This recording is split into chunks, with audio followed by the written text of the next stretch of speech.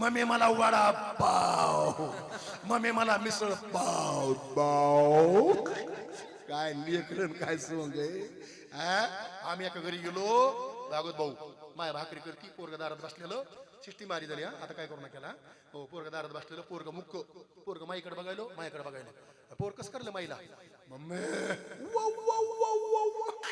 मायाकडे तोंड करून, मम्मी मी लागा बाबो हे मुख दिसतंय रे बाबा.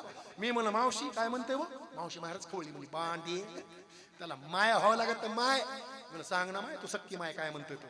ती म्हणली ते म्हणतोय तू ह्या मांडीवर बसायचं. म्हणलं हे पोरग असलं मग ह्या मांडीवर मी घेणार नाही म्हणलो. ती म्हणली मी भाकरी करणार नाही. म्हणलं घेतोय बाबा आम्हाला खायची भाकरी. पोरग मांडरी घेतलं. पोरग लय चमत्कारी मामा. पोराने माझ्या तोंडाकडे बघितलं, माईकडे बघितलं, कसं करतं मम्मी वाव वाव वाव, माझ्या तोंडाकडे वाव वाव. म्हणलं मावशी आता काय म्हणतंय. मावशी म्हणली ते म्हणतंय तो हे पप्पी घ्यायची म्हणते. अगा बाबो, मी म्हणलं मला जेवण नाही करायचं बाबा, मी काठखाड्यात जेवतो म्हणलो, मला नाही जेवायचं. काय इद्रुप लेकर, काय सुंदर पोरग आहे, शुद्ध बिजा पोटे आणि फळे रसाळ गोमटी. अरे दोघाची पुण्य लागते, दोघाची पुण्य आई. दशरथाने पुण्य केले कोटी आणि कोटी, म्हणून या पोटी राम आले, अंजनीच्या तपासाठी महारुद्र आले पोटी. दोघाची पुण्य तेव्हा शुद्ध बिजा पोटे आणि फळे रसाळ गोमटी. नारायण काय नारायण ध्याय, धन्य त्यांची माय प्रसावली, प्रसवली तया कुळाचा उद्धार.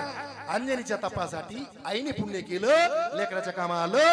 काय क्रांती हनुमंतराय.